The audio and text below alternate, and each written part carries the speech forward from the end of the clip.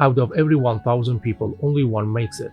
You've heard this before, but here's the thing, we all know this fact. What we don't know is that during the process of working towards success, most of us are struggling with one thing, our feelings.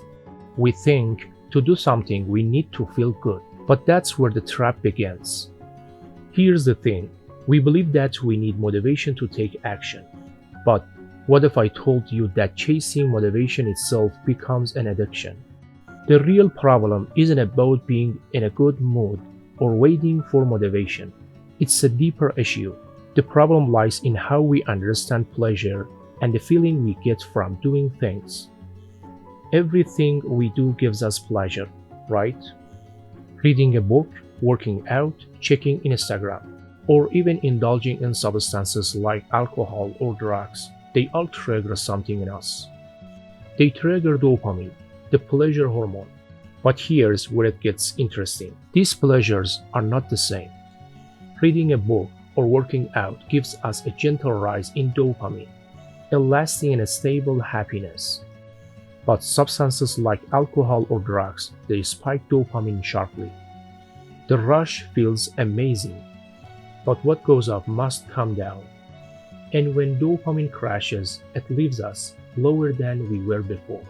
So here's the issue. Our brain craves the high again. It wants that dopamine rush.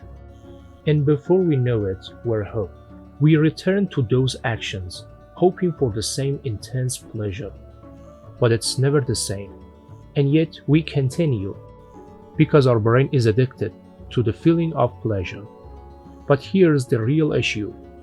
We wait for the perfect moment to feel good. We think we need motivation to get started. And this is where everything goes wrong. Instead of acting, we spend time trying to feel good first, trying to get motivated. But here's the twist. Success doesn't come from waiting to feel good.